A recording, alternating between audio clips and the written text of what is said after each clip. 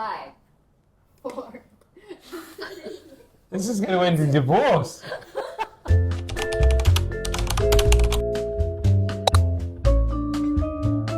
Hello there, I'm Kathy Turville. Happy Valentine's, everyone. And of course, Mike and I are here, part 2 of our Oldie Wed game. And this is pretty exciting because you're going to throw questions at us. And I have no idea how we're going to answer. And let's see how it goes, right? Yes, dear. Okay. First question. What's one food your partner absolutely refuses to eat? 5, 4, 3, 2, 1. Boards up. Taho, soft taho. No, I like taho. It's the tofu I don't like. Taho I'll eat, but tofu I don't like. You ate tofu a while ago. Yeah, because you asked me to, and it was. Okay, but you ate it. Hello. Yeah, because I only had consilang, very small amount. Okay, Fine. whatever. But Kathy definitely won't eat beef. No. Most meats, but most definitely beef. Yeah. Second question. What's your partner's go-to snack when he or she's feeling hungry? Okay. 5, 4, 3, 2, 1. Boards up. Question mark. Mm-hmm. What's that? Correct. Okay. Sweets. He's such a sweet tooth. He's British. He has to have something sweet each time. And that's why that's a challenge. I have to find a way for him to eat sweets, but without getting diabetes. And that's why I've come up with a recipe for a cookie, which he's able to eat and it's not overloaded with sweets. Anything gooey he likes. The more gooey, the better. Yeah, right? Yes, dear. I was going to say yes, dear, but it's really chocolate. Ah, what's chocolate? Yeah, sweets is chocolate, but it's That's chocolate. true. Okay. Next question. What's your partner's favorite drink or activity? Oh, okay. Favorite drink? 5, 4, 3, 2, 1. Boards up. She doesn't drink tea or coffee, so So what do I drink? True. And this is correct. yeah, English breakfast, please. Okay. Yeah. Sorry. True. He doesn't go for green tea. None of this, what he calls nonsense tea. It has to be English breakfast tea. You have to put it, and it has to be copper color. Oh yeah. It also has to be English breakfast tea with just the right amount of milk. It cannot be too dark. much. It cannot be too caramel. It has to be perfect. That's one of the things I had to learn when I just met him. When I make the tea for him, he'd say, "That's too much milk." Okay. Which side of the bed does your partner sleep? 5, 4, 3. Up. It's a good job we're not both put the same side or something. When Kathy's not there on the left side, it is incredibly hard to sleep. And when I wake up in the middle of the night and he's not there, because guess what? He goes to the next room to watch his YouTube videos. I'm like, where is he? And then I miss him. Next question. What's Okay. one dish I'm you crying. could eat daily without getting tired? 4, 3, 2, 1. Boards up. Need another 5 seconds. 5, 4, 3, 2, 1. Thank you for the extra 5 seconds. Mushroom soup. What's that? Dish that you'll eat all the time. Mushroom soup. Soup. Yeah. And for you? Yeah, chocolate's good. Okay, next question. Who takes longer to get ready Oh, when you're come on, that's so easy. 5, Who takes longer? Me. 4, 3, 2, 1. Yeah. It takes 1 second. Okay. Who is more likely to start an argument over something petty? 5, 4. This is going to end in divorce. Who's likely to take 5, 4, 3, 2, 1. So I said me because I didn't want to have an argument, and she said me because she doesn't want to have an argument. We're both non-confrontational. So I don't want to. Okay. What's your partner's favorite way to be shown love? Words up. I don't know.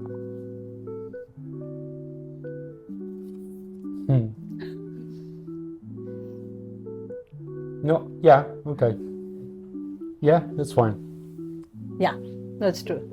Love language, verbal. Yeah.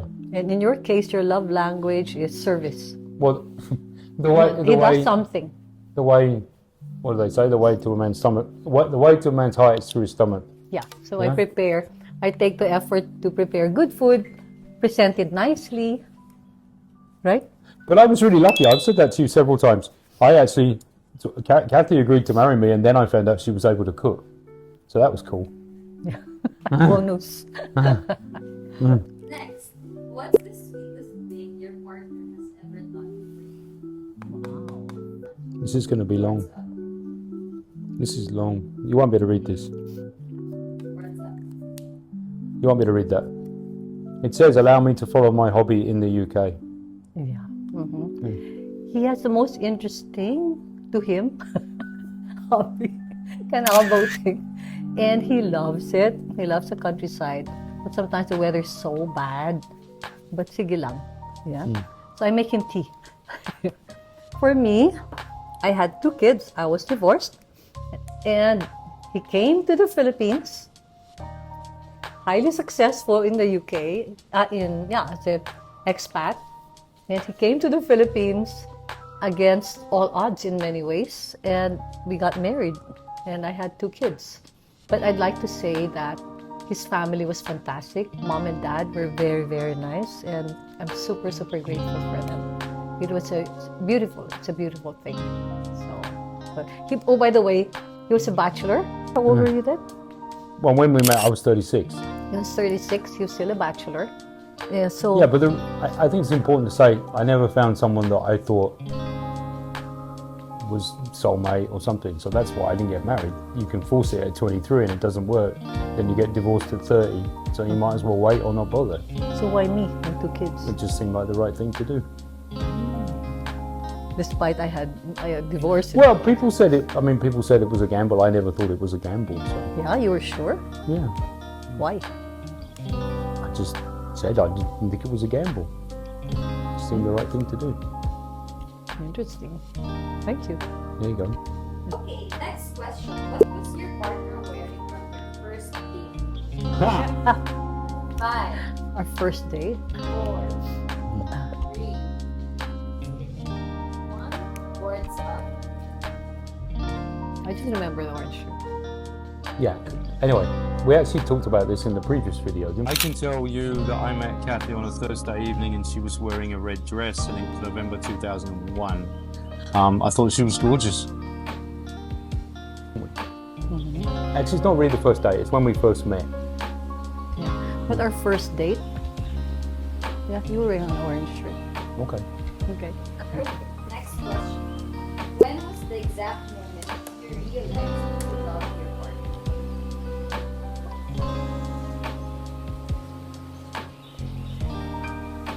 I can tell you where. Where? Adriatico Silk. Okay.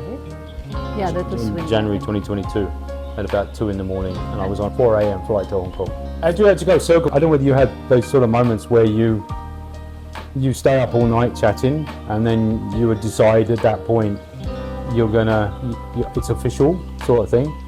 So I think Kathy was struggling not to get involved with someone, and then in Adriatico Circle, literally 2 in the morning, we'd just been in one of the bar at the time above Havana, I think it was called Africa. And we'd been there till 2 and 3 in the morning. I really need to go because I've got a flight at 4 a.m. or something.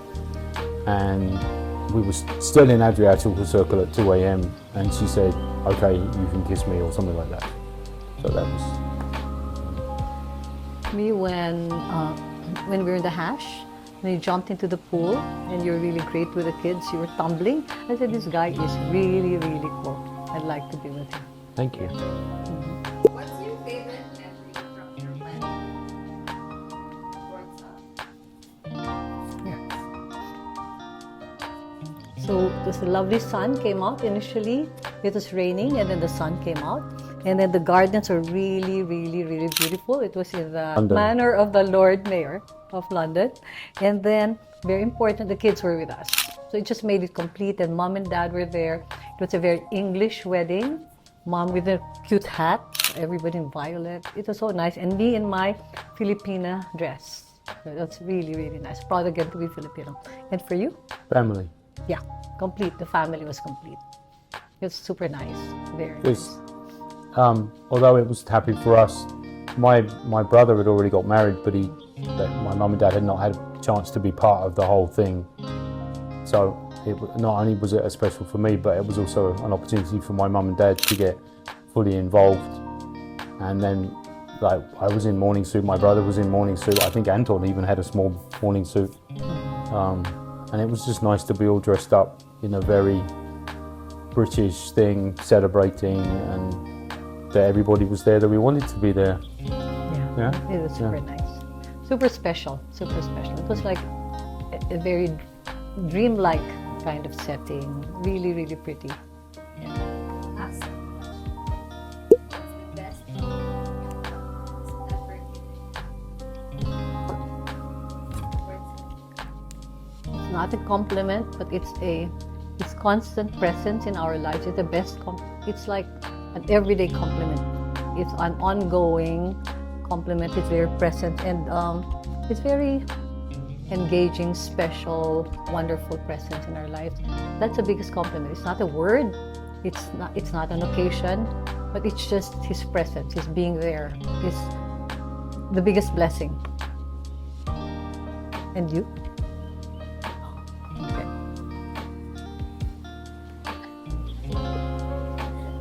Okay, last question because it's Valentine. Part of the plan to what? Perfect date from his definition. Okay. His definition would be, show you. Yeah, be on a canal boat. Yeah. And that would be? Yeah. Yeah. I'm going to show this. Well, I'm one of the few men that's ever gone on a honeymoon with his 2 stepchildren. That's so true. So I'm going to say dinner with the kids. I'm not sure about that now, but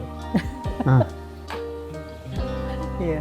dinner with family. That's true. Sorry? The dinner with family. Yeah. Yeah. That's true. We went on a honeymoon and yeah, we were with the kids. We rented at that time there were no Airbnbs, right? We rented. We rented a cottage in a place called Rye, Yeah. which is on the south coast of England, just surrounded by sheep. In many ways, it was so good because we're together as a family for the first time, and everybody was mucking in and helping out. It was like when you get in an unusual setting like this. It was like I had 2 kids. He had never been married. It's important to find time to get to know each other, and for him to get to know the kids, and the kids to get to know him as well. But one of the best things, and I think this is very important for people in the same situation, marrying into a step family or something.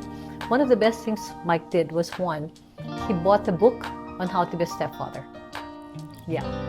And another very important thing was because you're talking about 2 cultures coming together, they can collide. But in this case, because it's such a different culture, English are more reserved, they need space.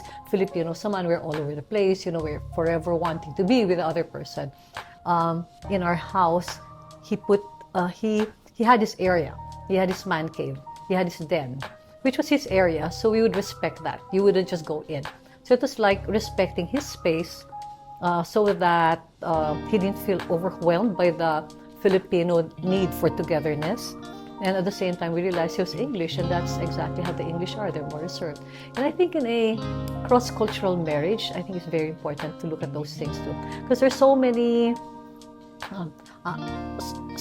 nuances in that marriage, right? 2 cultures, you have kids, etc., etc. And of course, the very basic differences, personality differences. So I think it really helped that, did that help you, the book? You reading? Yeah, the book helped me, but also I was very conscious. This isn't really Valentine's, but it's more cross-cultural, whatever. I was more conscious that, for example, our stepchildren, their father was still alive, so I didn't want to usurp his authority or his space. They still had a father. I was just someone else that cared about them and wanted to see them do well. And then I was particularly conscious more of having a stepdaughter and how to behave around a stepdaughter, not be the evil stepdad or anything like that. So that was something I was really conscious of. And I remember we had a chat with him, and basically he said, look, I'm not trying to be your father. You have your father. Okay, I'm just another adult who cares for you. And that way, that took away the issues of, dominance or whatever. And yeah, that certainly helped. And so far, I'd like to say it's been pretty good, right? Well, as I said last time, in the end, although the divorce was not good for your children, they ended up hopefully with a good stepdad and now a good stepmom as well. So now they have four people looking out for them. Yeah, there are 4 people here for them, 4 adults here for them. Happy Valentine's. Love you. Love you. So thank you for watching, and do follow us on our social media, FB, IG, YouTube. And please feel free to come and check out Tahana. You can check out www.tahana, right? And this, by the way, this is Mike's passion project. He was behind this. And yeah, please come and visit. It's excellent for newlyweds, excellent for families with young kids. We have a huge swimming pool, and we have a nice gazebo for families. And this is perfect for weddings as well. Weddings, and very important, prenup. Wherein you have like 2 families getting together. One family can stay in one villa, the other family can stay in another villa. And then you basically have a chance for the 2 families to get to know each other. So do visit us.